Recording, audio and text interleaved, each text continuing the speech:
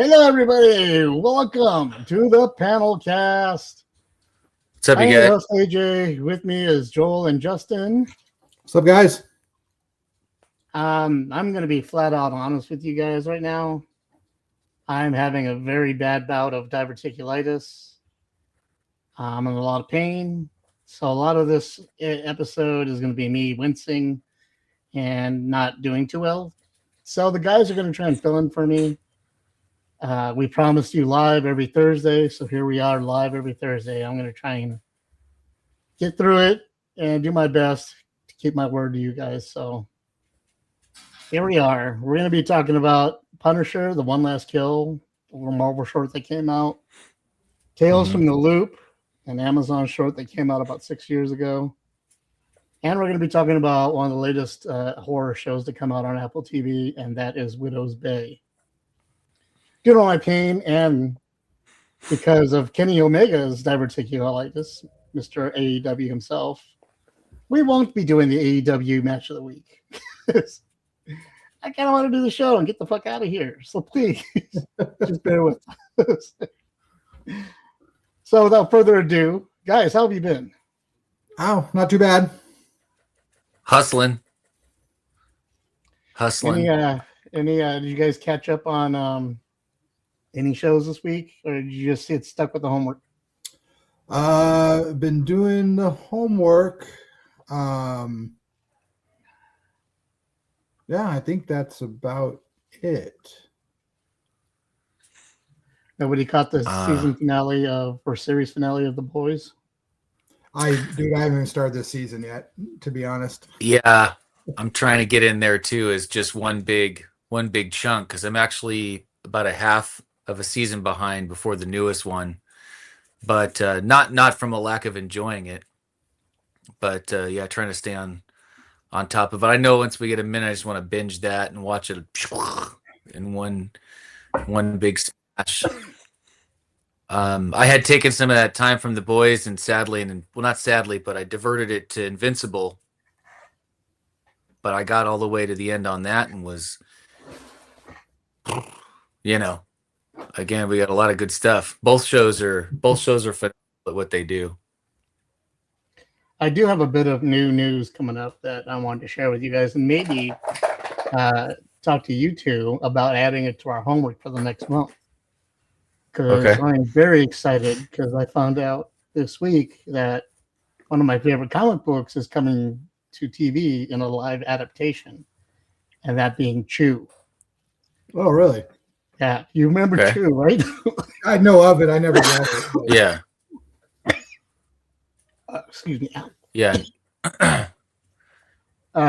Yeah. Chew is a comic book that came out a while ago on the Image Comics. Okay. We interviewed the artist and writer back when the book first came out. And what it's about is this detective, he's a cebopath. And what that is a person that can bite into food and tell its entire history from the time it was either born or planted to the time it reached his mouth. Okay. So because of that, he only eats beets because beets are the only food that doesn't do that. So imagine eating some chicken, and you can all of a sudden you're flooded with the memories of it being slaughtered and plucked and gutted and fried and all that stuff, and you live through it all and suffer the pain of it. So that's what this guy does, and they live in a world where the USDA is the authority on everything. Chicken is illegal, so they have illegal poultry farms everywhere. Oh, they have space vampires. They have all kinds of crazy stuff that goes on. It is awesome, and they even have a killer rooster that's a hitman. It's fantastic. I love the book. I think you guys should pick it up, and we should do the first issue, the first trade paperback as homework for next month. When this comes asking out, how long it was? How big is the whole thing? It's 120 20 issues. Uh-huh. and it does a time jump in the middle. But it's fabulous. I love it. I think it would be good as an animated show like Invincible, because I think all the visuals that you're going to need for a live action version is going to make a lot of grow up. Yeah. You know, you're going to get a cross between Preacher and The Boys, except we're talking food. Yeah. That's going to make a lot of people sick. Right. I mean, we're talking Hannibal level sick. You know? So, Yeah. But I love the book itself, and I can't help but recommend it. And I think I think we should do it for our next podcast in a month. Our group. Okay.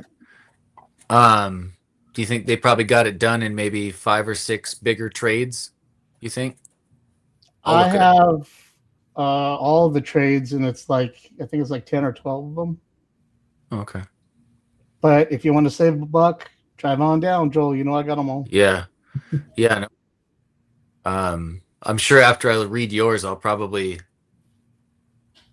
have to grab a whole chunk myself. Something it's like an that. enjoyable book, and it's a fun book. Rob Gilroy, and I can't remember who the other guy was, but it's an awesome read. It'll hook you the first couple books, I promise. Okay. Cool beans. Where's the show going to be on? AMC. Oh, okay. Okay. So it'll stick with, Walking Dead and all that stuff. So Right. Okay. I believe, or they could just put Prime. I don't remember exactly. Someone in the group chat may want to check on my facts there, but yeah, they're working on it. Cool. So I'm excited. Hopefully, it's a lot better than what they did with. What was that show? Why the Last Man? Oh, right. They ruined Why the Last Man. I think they did. HBO ruined it, as they did with DMZ. But hopefully, this will be a better adaptation. Yeah. Hey, with every new project, there's a chance for success. Absolutely. So without further ado, let's go ahead and get started with the Punisher. Okay. Let's take a look at the trailer for that.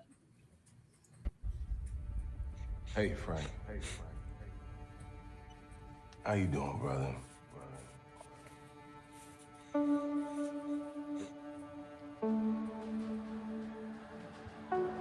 Talk to me.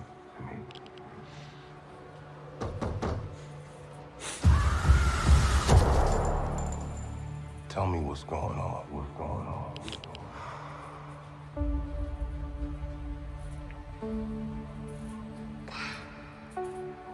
Think God's gonna forgive us for the things we've done?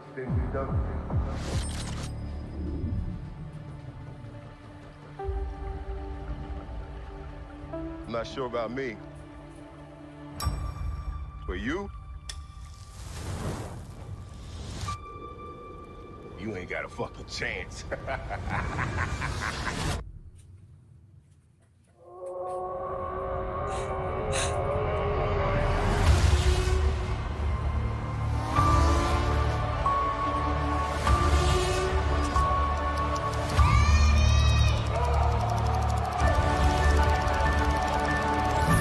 That's all you got? That's all you got? That's all you got?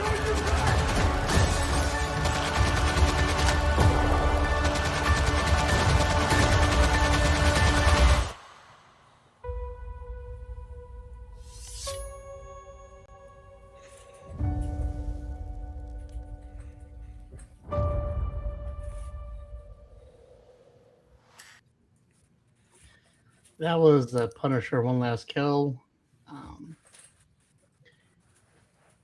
So Frank Castle is back in his own little one shot. The entire movie was 48 minutes long, if that. It just shows Frank Castle dealing with some PTSD and coming to terms with the fact of whether or not he wants to continue going on as a Punisher or not. What do you guys think of it? Well, I'm mixed. I think if it's the like your introduction to the TV Punisher, it's good. But I think if you've seen the Netflix seasons, it's just a lot of repeat stuff that you've seen a whole bunch of times. The second half of it I thought was better because that's where the action kicks in. But like I said, if this is your introduction, you need all that stuff at the beginning. And I kind of see it as like a reset for the Disney Plus era. You know what I mean? They're kind of like, okay, we're just going to assume people don't know the Netflix stuff, and this is going to be the introduction because, we've seen all that stuff before, all that stuff with his family and all that stuff with his fellow soldiers. I thought it, and from my viewpoint of having seen the Netflix stuff, I thought it took too long to get started. I thought he spent too long not doing anything, and with all the craziness going on, I was like, this isn't Frank Castle. He would have stopped this stuff way sooner than he wouldn't have waited that long to start, punishing. Right. But as soon as Manucci, who I thought Judith Light was probably my favorite thing in that show, she was amazing. And I was like, oh my God, who's the boss? And, as soon as she showed up and that whole part started, I thought it really kicked off. It's obviously, owes a lot to, the Raid and Dread. But it was very entertaining once that started, I thought. I liked the video game-ness of him upgrading weapons. Every time he killed somebody, he grabbed a bigger, better weapon from them and kept going. But I really liked the second half. I loved the ending where he actually finally showed up in the whole Punisher costume. And so I'm hoping this kicks off. He is now just going to be the Punisher. And like I said, if this is your introduction, I think you'll enjoy it a lot. I think if you've seen the Netflix stuff, you might be a little bored at the beginning because there's nothing new in it. And but yeah, I'm hoping like starting with like Spider-Man, he's going to be the Punisher now, and he's going to start, making plans, and taking out people and not just happening into, because that was another problem I had with the Netflix seasons, is just him happening into, this stuff, and especially the second season. But I want him to be the Punisher. I want him to start, taking, people out and making plans and having a set goal, But I'm hoping he's usually very calculated. Right. And so far it's just been he's just been stumbling into crime and stumbling into helping people and stuff. And another thing I think is I'm hoping what they'll do with Spider-Man is I think the best Punisher stuff is when he's in other people's stories. Like even with the Punisher comics, I thought the comics usually started off good, but then they just kind of became the same thing after a while. I think the Punisher character is better as a foil to Daredevil and to Spider-Man and other characters. I think that's where he really shines. Like some of my favorite Punisher TV moments are from the Daredevil episodes on Netflix. I thought those were really great. But but I think it's a good start. I'm looking forward to him in Spider-Man because, like I said, I love it when he's interacting with, street level heroes and stuff. So, but overall, I liked it, and like I said over and over again, if I think of this in your introduction, you'll like it a lot more than if you were like knee deep in all the Netflix seasons and everything. Joel? I found the way that I enjoyed it best was separating it from everything else Punisher and enjoying it on its own. When I do that, I do think there's a lot of good stuff. Like I said, in the older Netflix stuff, when he would show up here and there and other things, certainly in Daredevil, you're right. This, like you said, if this was brand new for someone, I get how they're catching up. But yeah, we had our long moment in the Netflix series where he got to, definitely be a lot of emotion. And, I guess, like I said, it's a separate thing, and I do enjoy what they're doing with it. Major hard difference for me is that at least reading, and I haven't read every single Punisher line that's ever done, but I was used to him, yeah, like you said, not falling into things, very calculated, being the one man. So unless he had microchip, helping out, but taking on so many people by yourself, like he had, he knew how he was getting in and out before anybody ever had a chance to figure out what would be going on. Um, but it's okay. Like I'm still enjoying their take, a little separate, but, and you're right. That was straight up comic book, because the boss wife was pissed and she was legit in the comic and he did have to deal with her. And you're right. That was absolutely fabulous. I do think you're also 100% right that I think this is Disney being able to say, okay, hey, we're going to try to do a reset for everybody. Some of you guys can you just hang on for a little bit? Let us go through this again. Like I said, the Punisher, I never really remembered him ever being sloppy. He didn't really ever have, he just was, he took all of his pain and stuff and just poured it into his calculation and his enacting his plan. So he never really got sloppy. But I think you're right. I think from here on out, we're going to see him pulling a gun out of a candy bag, like anything. Anyway, the bad guys aren't going to know what's going on. That's what I'm hoping for. You're right. Trading up the weapons. It was definitely fun when it got cooking. They did a lot more than I thought Disney would as far as gore and messed up. They definitely. It's funny too because me and my wife Kenya were watching it, and I told Kenya, I was like, "Yeah, it's probably going to be pretty tame because they're trying to ease him into Spider-Man," and I was proved wrong in the first 5 minutes. Yeah, so they gave that to us. The one that I'm still really hoping for that they really ramp up is that consistently since the Disney Punisher has been around, he's had very limited weapons, very limited sports, barely almost nothing. And that's one thing that on the next one, again, I need mags and stuff everywhere. Right. He's running really light.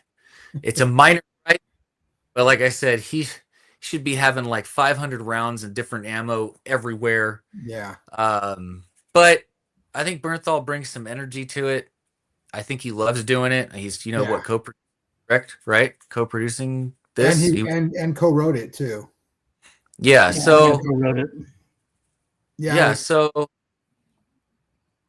it's, that makes me happy when I see somebody acting in something who's involved in other ways. They must really like the project. It must be really something they want to be a part of. So they're putting something into it. So I'm going to give them a go.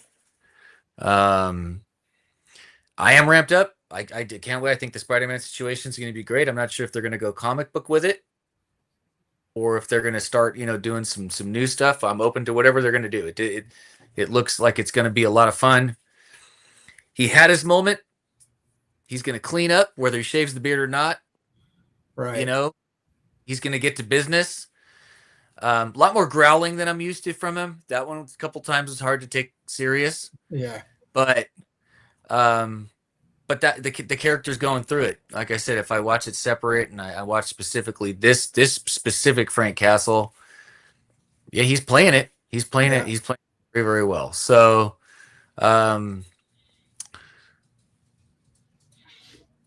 yeah, I agree with everything you guys are both saying. That the first part, look, I suffer from PTSD. I've dealt with all the crap that they dealt with, and they did a good job of almost explaining what it's like. It's different for everybody, but it's isolates, that's for sure. And so showing that and everything in that first half was sure that like you guys said, it was touched back to everything we've already seen in the Netflix specials, but maybe we forgot. But it could have gone 15 minutes shorter, in my opinion. I think it just went on a little too long, and it was too cliche for him to get dragged out of everything. For another child to pull him out of his shit and get him to just step back into it again and realize what was going on. It's very cliche. And we've seen the story many times before, multiple times in the comics and on multiple episodes of different TV shows all over the place. But when Frank Castle gets to be the Punisher, it was fucking awesome. Yeah. Nobody's gonna argue that Yeah. fact. Right. He mowed through everybody, and he took hits. Yeah. You know, he didn't walk away unscathed, so he wasn't invincible or bulletproof or anything like that. He took his hits, he beat everybody's ass, and he did his job, and it was awesome. Yeah. I love the guy they played, the store owner. I've been following him ever since The Wire. Yeah. So seeing him show up here Yeah. again was great.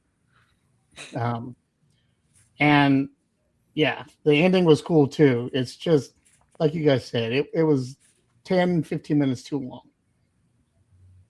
I feel like they should have cut it off a little shorter and gotten into something else. Mm-hmm.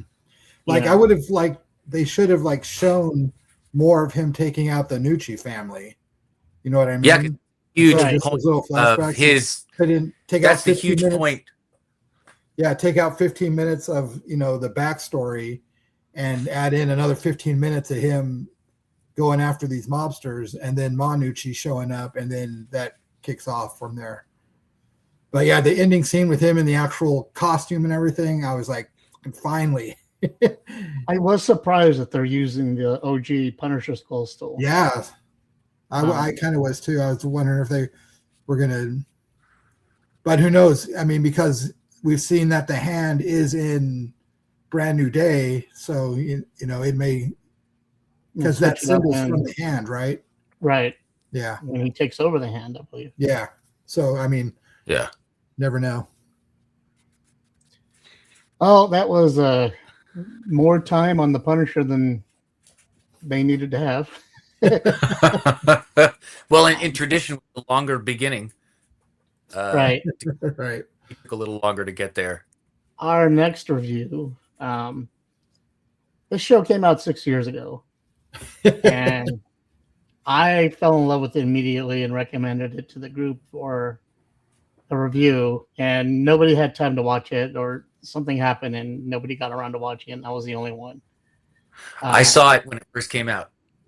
You weren't around 6 years ago, so I know, but I'm just saying I saw it, and I was glad when you mentioned it. I was like, oh, yeah. you did the homework before anybody else Yeah. did. And it really snuck by. It got almost no mention years ago. I got no love from anybody.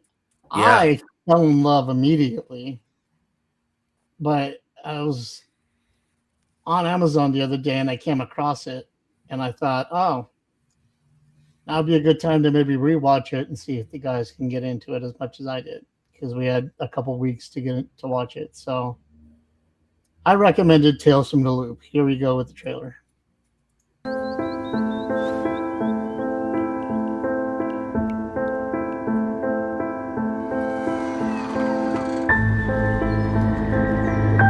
What do you do? When someone says something's impossible, I prove it's possible.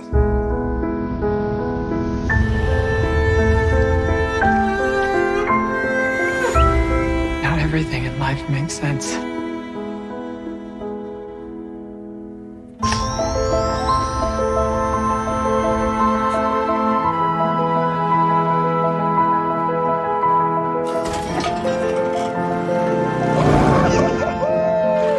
One day, many years from now,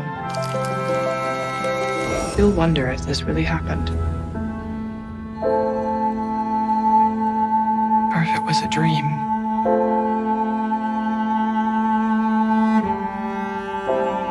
Everyone is connected to the loop in one way or another.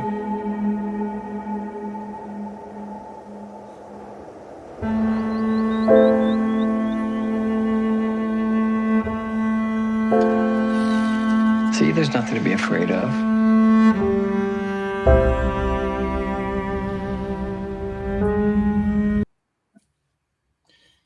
That was Tales from the Loop. Joel, why don't you give us a rundown on what it was about? Okay, well, that totally blown it for people. There is a company in a small town that is doing many different projects that are not meant to be known to the town or anyone outside of the town. They're, like I said, without ruining it, there's each episode is going to touch on bits of the whole, but also they're kind of more individual focus on each episode for certain characters. It's a beautiful mixture between technology, but then an older aesthetic of the town itself and the people, and every inch of what you're watching is visually pleasing. Like I said, AJ, the colors, the environment of where they are. I don't remember exactly the name that they called the small town. The casting is fabulous, but it plays with a lot of emotions. It's very thought provoking. Okay, like I said, the characters are going through some pretty serious stuff in each episode, but like I said, it's a mixture of real and not real, and you're not sure. You're not sure. I wish they had continued more, but they did a pretty sweet job in the amount that they did give us. I had just watched it originally just because of the casting, and that's why I was like, "Oh, ooh, what's this?" So, AJ, do you remember how you originally fell into it? Did you know about it before it was coming, or did it kind of, like you said, you just fell into I it? knew nothing about it. I just came across the artist for the book, Simon Stollenhog, Yeah, and I remember seeing all of his books, all the art, like the Electric State and all that Yeah. stuff from his books. Yeah. And heard that this was coming out, and just saw the imagery, and the sci-fi from the imagery hooked me automatically. yeah, And I knew I budget. had to see it. That's why I recommended it originally, because I thought this was sci-fi for sci-fi's sake, and we have to watch Absolutely, it, absolutely sci-fi for sci-fi's sake, and nothing looked hokey. It all looked gorgeous. If they wanted it creepy, the creepy's creepy. When it's beautiful, it's beautiful. It was poetry, in my opinion. The whole series was poetry. What do you think, Justin? Oh, I really liked it. Yeah, the way everything looks, I like the timelessness of it. It's like you don't know when it really takes place. It feels like it's in the 80s, but they never really say, and you can't really tell. The cars are real indiscriminate. There's no cell phones. It's all rotary phones, and even the technology is kind of advanced, but like primitive. It's not like super high tech. You get the feeling that tech is only happening in that town. That that tech is again only by that company in that town, and everybody else is like Eureka. Yeah, and also that it's been around for a while, because there's be kids walking through the field, and there's just some weird object in the field, and then that object will have a point like 2 episodes later. And that's another thing I like is the characters, like how there'll be a real minor character in one episode, and then 2 episodes later that character is the focus of that episode. And that was really, really well done, because by the 4th episode I was wondering, ooh, who's going to be, the focus of the next one. So I'm watching all these background characters, wondering who's going to be focused on next. It was really cool. I haven't finished it. I'm only on, it's 8 episodes. I'm on episode 5. So, but so you haven't even, oh my God. I'm getting goosebumps just thinking about it. Like your experience. Drop on you, like you said, every episode fills in more pieces for but it's also standalone too, like you were saying. It's really, really interesting, really God, it's hard to describe, but like really like soft spoken. It's not like it's like a quieter show, everything's very dramatic but not slow. It's really hard to describe. It's like very engrossing. Like you just happen upon this town, and they just happen to be this way. Like it's not shocking. It's not riveting. It's not new. It's just how it is. Yes. And everybody's cool with it. And because like I said, that's another indication that this stuff has been around for a while in this town. Everyone's just kind of used to the scrapper, you know what I mean? It's just right. It works in the junkyard, and a private homeowner can go buy one, and Yeah, And no, then it's multiple people have been working there for a long time, and it generationally. generation, and it's a career that you're the grandfather was in, and then the mother, and then their son's going to go into the same job, and it's just been that way. Well, since in one episode the grandfather mentioned he Yeah. started in his 20s or something, and Yeah.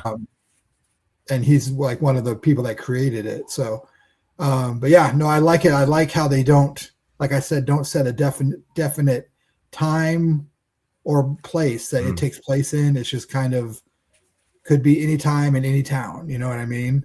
But yeah, no, it's really cool. It's not like it holds your attention, but it doesn't like grab your attention. You know what I mean? There's nothing like going, blah, check this out. It's all very mellow but not boring, and will just hold your attention the whole way through.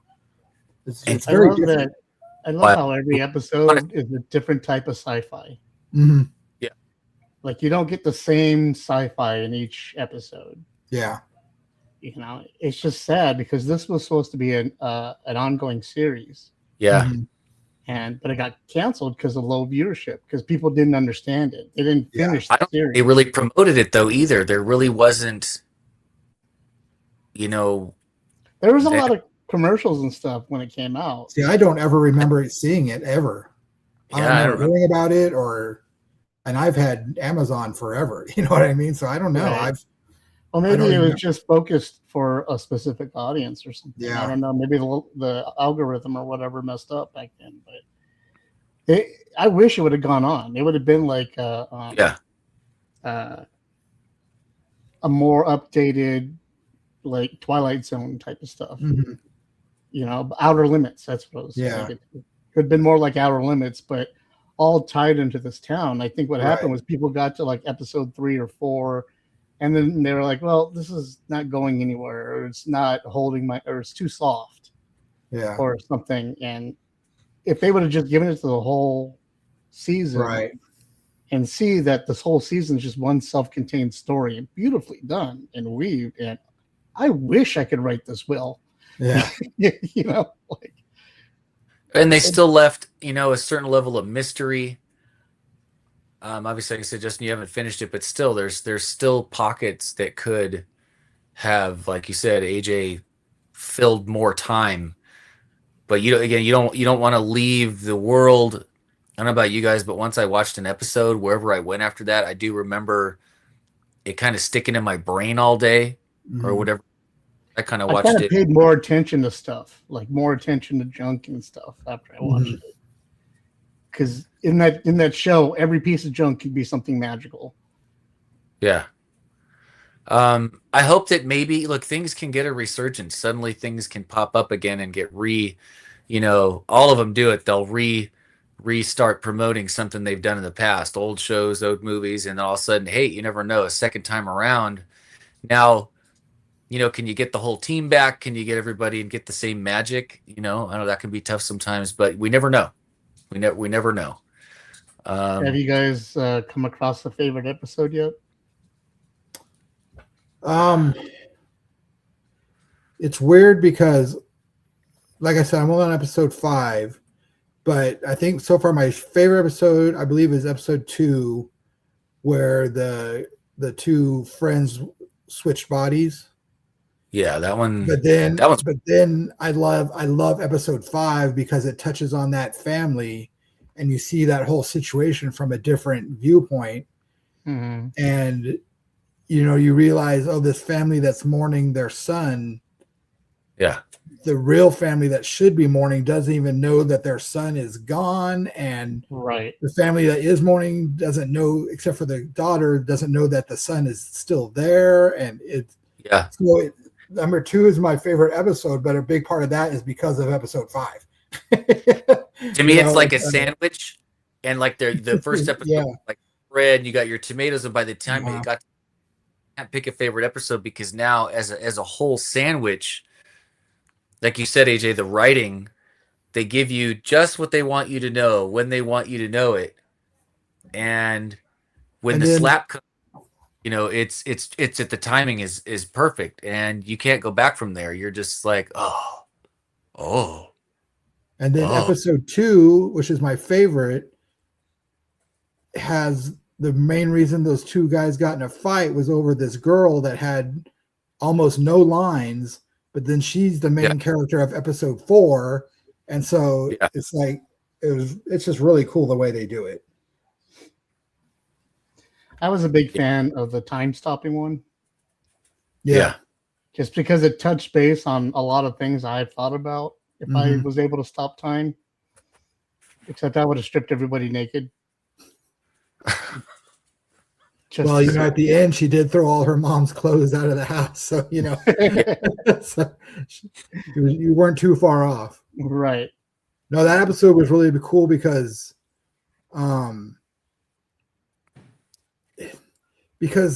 whereas, a different show with that storyline would have shown them like going wild and, pulling pranks and robbing the banks and, and all this kind of stuff. Yeah. But it really showed like what emotions having time stopped except for one other person would bring up. And it's another show wouldn't have handled it the same way. And I don't know, maybe that's why the show didn't do well, is because maybe it was too ahead of its time and people were expecting more in your face sci-fi instead of this subtle emotion based sci-fi. Like Black Mirror sci-fi as opposed to this soft, this sci-fi felt like all of the sci-fi part of it was there to support the character's human emotions. Yeah. It wasn't the other way around. Yeah. What all the craziness is doing to the people. Yeah. And even in the time stop episode when he was asking her if she was going to break up with Jacob, and I was thinking, it's like, well, she's probably thinking Jacob's been acting weird lately. You know what I mean? Because he's not the same guy anymore. That's not Jacob anymore. Yeah, exactly. And so, when an episode makes you think about so much and then makes you think about, 2 episodes ago, and you're like, oh shit, what does that mean if she's dating Jacob? Yeah. What is she going through with that? And all this kind of stuff. So yeah, it's just it's not like a mind fuck, but it's like a mind. It's a mind awakening. It's like telling you, dude, if you haven't been paying attention, you really should be. Yeah. Yeah, this is not a show for if you were paying attention on people who like to screw with their phone while they're watching. No. This is not going to sit down and watch this show, and I'm excited to finish it, but I'm excited to rewatch it because I can only imagine on the rewatch how much even more you catch if I'm catching all this stuff, first time around going, oh crap, if she's talking about that, then she doesn't know that that's what's really going on. And so I'm really excited to rewatch it after I finish it. And like AJ mentioned, please, if you get a chance, look at the art that whole aesthetic and those machines were based on.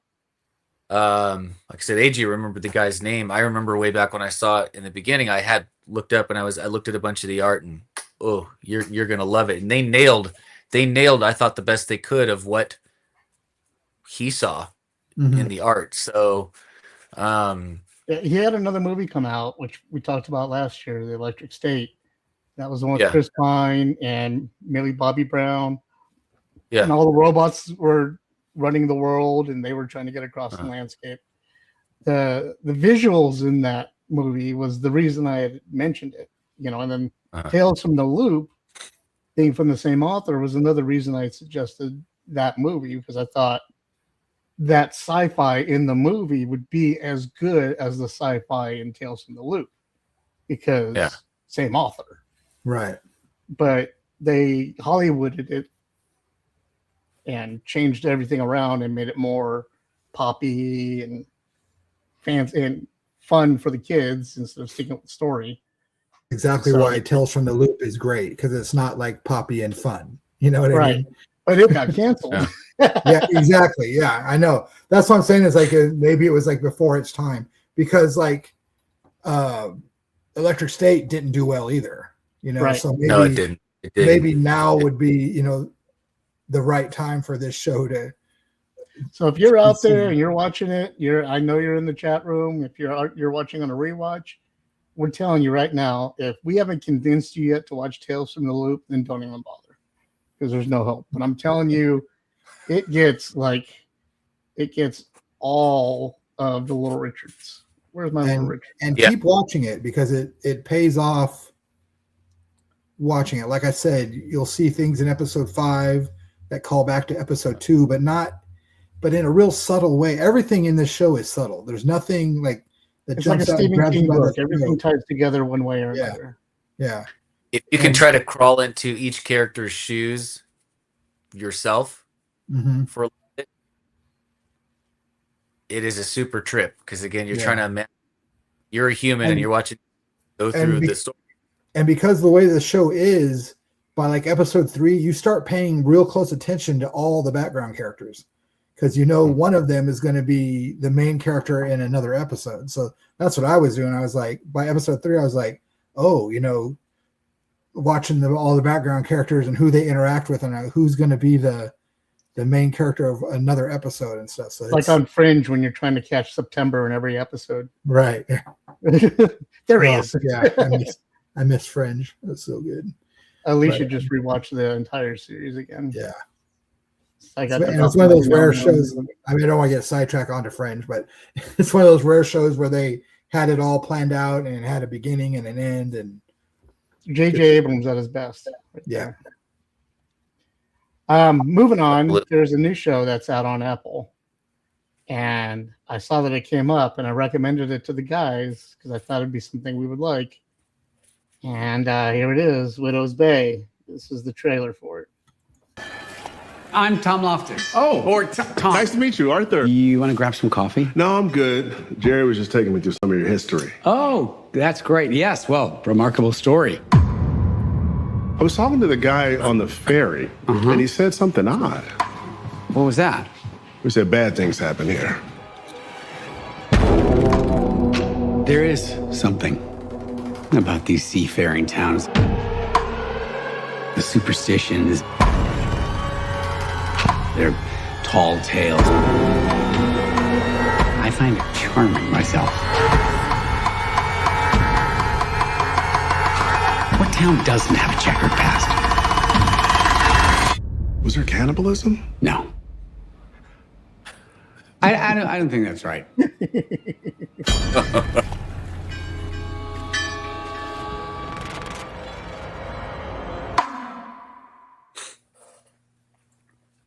So we are about 5 episodes in right now. I only caught the first episode because like I said, I've been in pain all day, so I haven't been able to focus. But I was excited that 5 episodes had come out on this show because the episodes are fairly short, and I thought I could slam them all today and watch it before the show, so I could have it all fresh in my head. But again, I'm in pain, so I couldn't really focus. But I caught the first episode, and I'm loving it, and I want to watch the rest of it. Well, I'll give you.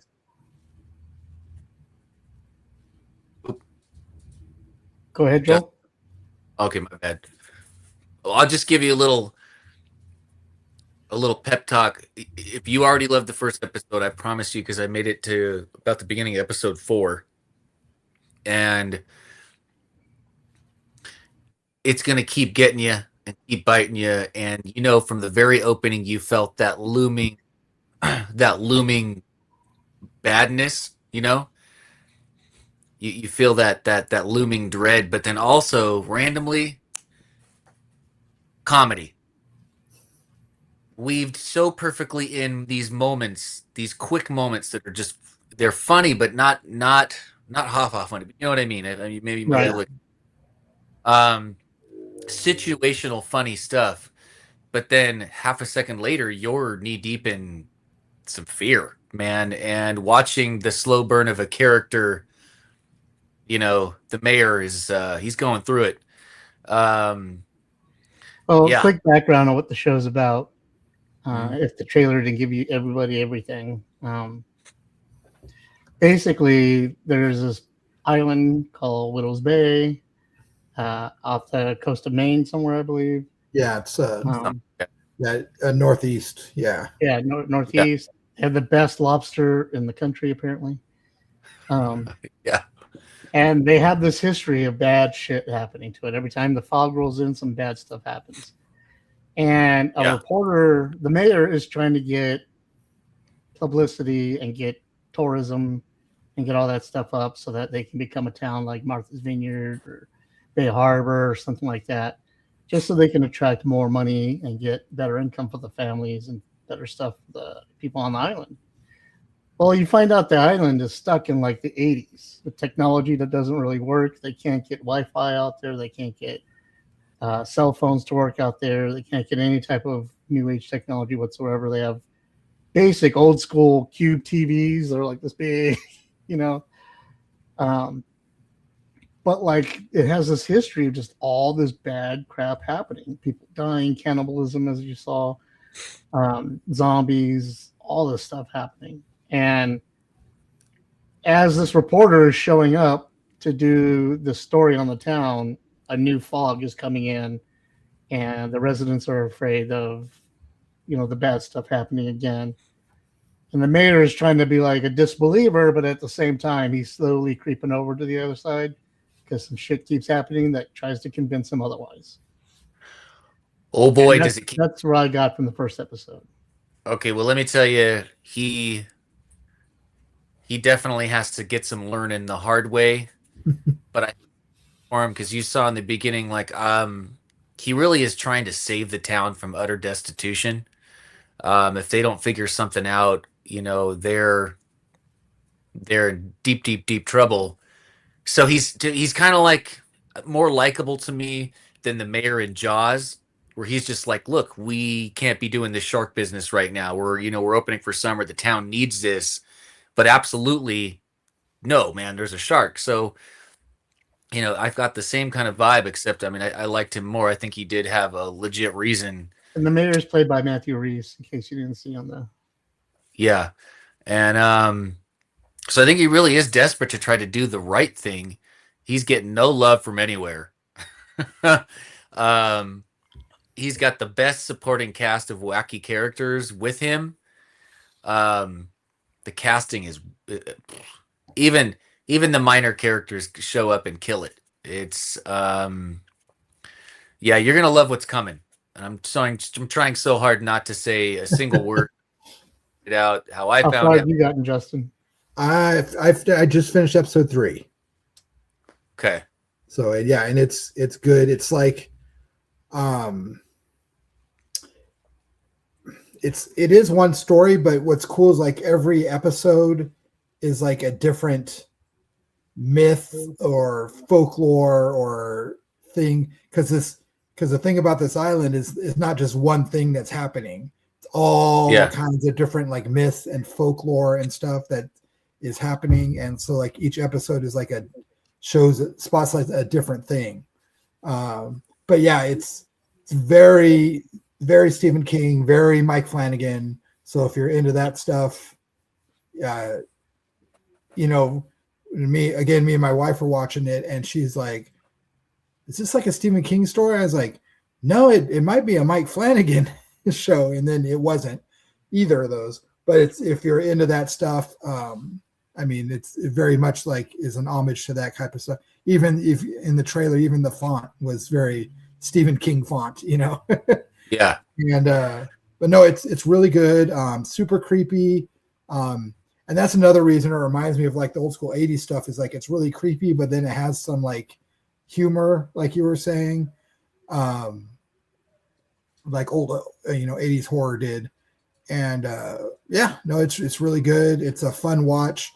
And just like you at the very beginning, I was like, oh, this guy's like the cause, but he pulls away from that pretty quickly.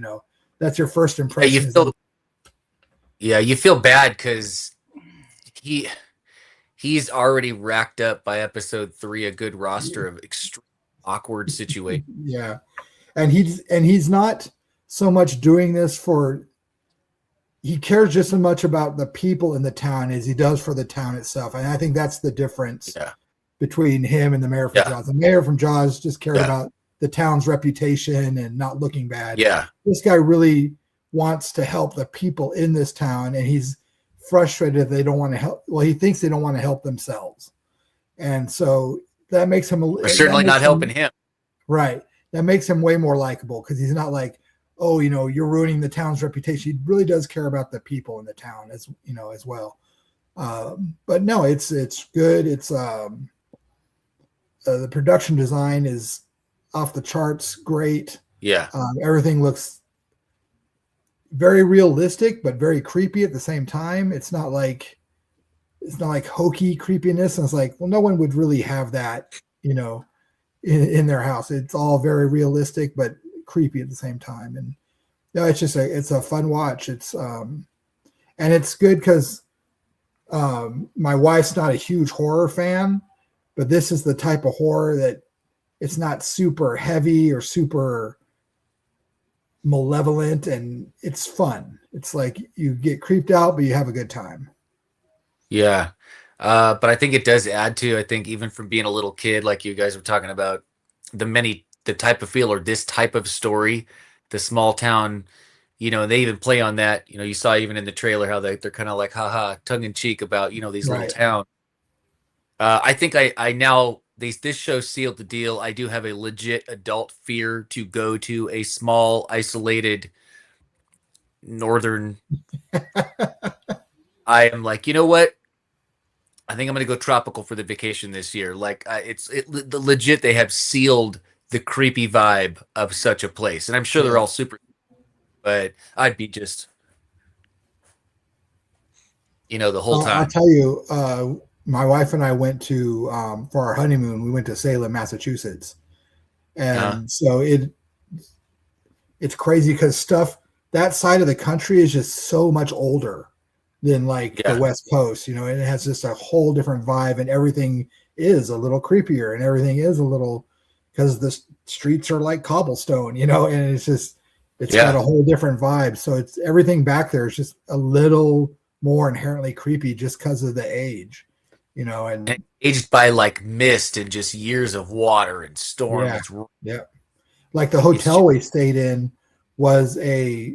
used to be just a residence, but they had turned it into a hotel. So, everything, it's crazy because everything is so much smaller back there, like doors and staircases and everything, which is not like in California. But it is. It's just a whole different vibe back there, and everything's so old. And this show captures all that really well. Yeah, that's what anything with seafaring stuff is a sweet. anything with the sea and old fisherman tales. I'm sold. Done for sure. It's got that blob feeling to it. Mm-hmm. At first, I thought that maybe they were actually. I was thinking, oh man, did they just like do the fog, and they're just doing it different? But then I was wrong. Yeah. I was wrong. Quick second, I'm like, wait a minute. Well, that's what's cool. It's kind of taken a little bit from all these different things that we're really familiar with, and then just kind of mixing it up in a different way. So it's got total nostalgia vibes, but it's a whole new thing. Yeah. But they do it's a lot like, it's a whole different show, but that feeling it gives you is kind of like they did with Stranger Things. It's like it gives you these feelings of nostalgia, but with a whole new ingredients, and they do a really good job of it, I think. Well, AJ, I hope while you're not feeling good, maybe the next few episodes will be able to give you a little vacation. Like hopefully you'll be so absorbed in what's going on in the show that give you a little bit of relief. Certainly, like I said, the mayor's suffering through some stuff with you. You're both going to be suffering together because he's definitely have a hard time. I don't want you going through what you're going through, but I guarantee you when you keep watching this, you'll be like, you know what? I'm not sure whether I want to keep what I'm dealing with or what he's got. You're going to be like, It's not like I have a choice in swapping it up there, you know. no, exactly. But you know what I mean? But I think that it'll keep your attention. And I think it'll give you some, give you some good stuff and make you feel a little better for a little bit. Okay. But it's going to be, it gets even more of a good time. I promise. I kind of wish it would have come out in the fall because I would really like to watch it. Yeah, like, it's really not a in summer October. show. No, it's like there's been a couple shows that came out in the summer that I just full on waited till the fall to watch. And I was like, I don't even want to watch this in the summer. So I may rewatch this, in October when it's Right. I often wonder about those choices where like you think it's just a slam dunk makes sense to release something at a certain time. Disney had all these Star Wars things that were happening and not a single one of them happened on May 4th. Stuff like that, or like you got your Christmas movies that are not near Christmas. Yeah. Whatever, or the opposite. But yay, I don't know. We get them when we get them. Speaking of which, Mandalorian Grogu in theaters right now. Just came out today. They could have knocked the date back just a pinch, and man, theaters would have blown apart on May 4th. Yeah. Well, they wanted to do it for Memorial Day because they get that whole holiday weekend. Yeah, I get it. I think May 4th was on a Monday too, right? Wasn't it? Yeah. I mean, They did. It was the season finale of the Darth Maul show was on May the 4th. Was so it okay. Yeah. Which was awesome. Yeah, it was really good. Fabulous. I have high hopes for the Grogu movie. And Mandalorian movie. I think. I mean, I don't want to say. I mean, you never want to jinx anything, like the Titanic. But I feel pretty confident it's going to be a really good time. I mean, even if it's just like a long episode of the show, I like the show. Right, So I'm good with that. It's like a higher budget, longer version of the show. Okay. Right. What are we going to get? Better effects? Oh no. Right. More characters. Right. Yeah, I could have already saw that from Rebels. Oh, already saw that. What's his face from Rebels is in it. So yeah, we both. Yeah. So I'm already happy. Yeah, it's going to be some good. Get your ass out there and go watch it. But I think that wraps us up for this week. Okie doke. Anybody else have anything else they want to add or talk about or discuss? I got my book, but we'll do that next time. Oh, you know what? I do want to hear that, Justin. Are you sure? Yeah, give us a little something. A little something. Okay, for it. Justin's going to give us a little shots from the studio right now. Justin, take it away. All right. So I just got this book. It's called Neverland, and it is a role-playing supplement that is compatible with D&D 5e. It's a campaign setting, so it's set in Neverland, with Peter Pan, Captain Hook, and all that. And it is written, and the writer and artist is Andrew Kolb, and it is about 175 pages. So it's not huge, but it's very cool. I run a D&D game with myself, my wife, my daughter, and then a couple of our friends and their son. And my daughter's 13 and their son is 12. And so I'm going to run this campaign setting. And it is what it says. It's just set in Neverland. It is set like 20 years after, I think 20 to 30 years after the Peter Pan story, with Wendy and John and Michael and all that. The art is fantastic. There's the cover. Yeah.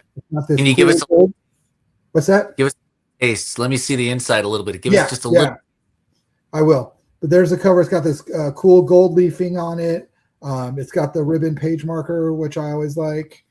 The art is great. The page borders got these cool vine work. I love all that stuff.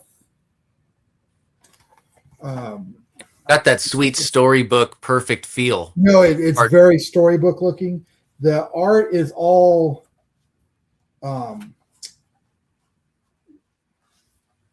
very like monochromatic. Like there's the Jolly Roger. There are some of the mermaids. So kind of silhouette like. Yeah. Yeah. Neat. And then when you get Like into hieroglyphs. like, yeah, like there's the part where it tells like the times of day and when different things happen. There's Hangman's Tree. That's the tree where like the Lost Boys live underneath. Yeah. But no, it's very cool. It's one of the few like role playing books I actually read cover to cover. Because even in all my years of playing D&D, I've never read the books cover to cover. I just look up. They're pretty hardy books. They're pretty hardy. They're like more reference than anything. Right, exactly. It's got a cool monsters and encounters for you to have inside, and all their stats and like how you would meet them and where you would meet them. And then in the back, it's got a nice fold out map of Neverland. Oh, nice. And then it's got the hex version of it. Okay. Sweet. It's got the nice hex version of it and all the different areas and what the main encounters are there. It's really cool. Like I said, it's geared to run with 5th edition D&D, but it would be very easy to adapt it, to Pathfinder or whatever you're playing. He also did a source book called Wonderland, which is the Alice in Wonderland stuff, and one called Oz.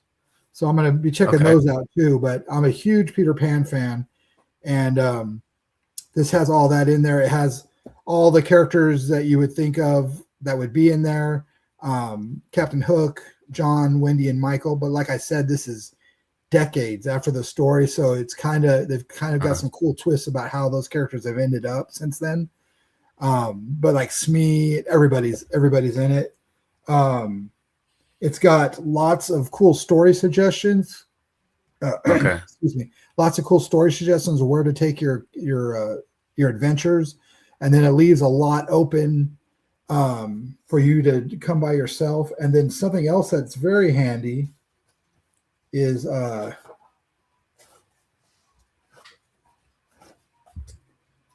get to it right here. It's got lots of short stories about different characters from the world of Peter Pan, and they're short. They're like 2-3 pages, and just kind of gives you a feel of the setting and the mood and all that. And it also has lots and lots of random tables for you to roll up items, adventure hooks. There's all kinds of stuff, and there's, as you can see, there's like art all throughout it. And that's another cool thing is like the writer is also the artist. So he had a cool way of incorporating the art into everything. Speaking of the art, for all the art nerds, he included a sketchbook of all his like preliminary designs for everything. So it's I'll show you some more. There's a double, but yeah, here's some of the rough sketches. That thing seems. It's a lot of it's very Manola looking. It looks so good to just own, even for some people who may never even use it. It looks like it's still a fun book. It is. It's great to look at. Drop it on us. What's that? I'm hoping you guinea pig it first on the fam, and then I'm hoping maybe you can come out and drop it on us, and that'll be the next. No, that would be great. It's got lots of cool stuff for just a quick one shot, so that would be very cool. Okay. And we're in the market for another quick one shot there, Justin. Yes, I know. It'll happen. I just don't know when yet. I was hoping we had it for my birthday last week, but Oh yeah. Things have been a little too crazy. But no, it's great. If like you were saying, it's a gorgeous book. So if you just like to collect art books, it's great to have. If you're a fan of Peter Pan, it's great to have. The one thing they do change, and he acknowledges it in the book, he has a little part about it, is a part with the Native Americans that were in Peter Pan that weren't represented all that great, as we all know. He changed them to druids. So there's none of that. Okay. There's none of that bad, connotation. Yeah. I mean, the Peter Pan book was written, in the late 1800s, so some of the language was a bit outdated. And actually, after I got this, I did listen. I've never read the actual Peter Pan book. I did listen to the Audible of it, and I had never read it. So, and they even at the beginning of the Audible, they said, this was written, over, 200 Sorry, years guys. ago, over 100 years ago. So some terms and stuff are going to be outdated, but he does have a little paragraph about that. What's that? Yeah. He does have a little paragraph about that, and he changed that group of characters to druids, so it puts them totally in like a mythological setting instead of like borrowing something from the real world. But what's that? Ever read the after books? No, like Peter and the Star Chasers and anything like that. About 10 years ago, there came a series of books. It was about three books, and they were after Peter Pan. Mm-hmm. And it talks about more adventures on the island, and Peter and Wendy coming back, and the boys coming back, and they just do more stuff on the island, and and then they go they go into space, and then they come across other pirates, and they do other stuff. And it was really cool because I am in the middle of reading. Well, listening. When I say reading, just sub in Audible. But I'm in the middle of reading The Child Thief by Braun, and it's his version of like the Peter Pan story. It's much darker, so I may check those out because I wanted to like start reading some of this other like Peter Pan centric stuff, before I ran the game. Yeah, I have them. I can either recommend them for you or I can lend them to you. Yeah, just send me the titles and the author, and I'll throw them in my Audible queue. Yeah. Okay. And it'll help juice your brain, so when you drop it on us, you'll have all this beautiful material in your brain to play with. So that'll be cool. Selfish Joel is. No, that'd be great. Well, that's awesome. Right. Are you going to have a written article about this up on the website? Yeah, I think after I finish Child Thief, I'll do an article about the Neverland book, the actual Peter Pan novel, and then some of the Peter Pan alternatives. Maybe I'll start on those books too. Then I'll just do a little bit about all of it. That'll be cool. We're just seeing your stuff up on the website. Yep. Joel, you had something to say? Oh, I was just gonna say we're getting pretty close to. Let's let AJ slide into real. he held on for an extra amount. He gave us bonus. He gave us bonus time. Yeah. So, but yeah, thank you for that, Justin. That was really cool. I'm glad you did that. I'm glad that we pushed to have you do it. Thanks, AJ, for hanging on for that too, because I am pretty excited about it. I didn't even know about the other. I mean, I always thought maybe like it makes sense now that you mention it, of having those different types of worlds be D&D locations. I just never thought that they would license it or actually put it out. So it's I just stumbled across it. I was looking at different because I'll play like D&D book reviews on YouTube just in the background while I'm doing dishes or whatever, and so it just came up. Just started playing after, one I was listening to. I was like, oh, and like I said, I love like the Disney Peter Pan movie. And I was I'm the same. I watch all the hooks, all the different movies that come out, all the live action versions and stuff. Right. And so I was and then I bought those books, the after stories, because I love the Peter Pan story. It was always appealing because I had an abusive childhood, so who doesn't want to escape out the window and go to the street and run free and not have parents around? Right? Yeah. Even as bad as the bad guys are, they're endearing. Right. Like I'll get over it. Yeah. But also looked like a passion project. Looked like everything you showed us with that is something that dude was like. Yeah, that's the thing too. Him being the artist and the writer, it makes it does exude like he has a huge passion for this, so It Yeah. makes it that much more endearing to read and stuff. And like I said, if you're a fan of like the Peter Pan story, like seeing like what happened to those characters decades later is really interesting with what he did with it, because not all of it, is a happy ending for them. I mean, it's the same with like Wicked. Right. It's yeah. And that's what that's what the Child Thief is a lot like. It's like Wicked for Peter Pan. It's like showing like, well, here's what you don't know about, this story and stuff. I have that book on Right the on. bookshelf. I've never read it. I should read it one day. But I am tired of being in pain and entertaining you people. So, having said all that, we know you have choices on Thursdays. We know you can be watching all kinds of other stuff and doing all kinds of other stuff. You could be watching Mandalorian and Grogu right now, but you'd rather watch all of us instead, and you can't understand how deeply we appreciate it. Thank you very much for tuning in to the PanelCast. This has been episode 305. Please look on all the social medias. You can find us everywhere. Justin and Joel, thank you for joining us. Of course. Absolutely. Next week, me and Freddie will be back. Hopefully, we'll both be okay. And yeah. Thanks, everybody. And we'll talk to you later. Awesome. Take it easy, guys. Guys, peace.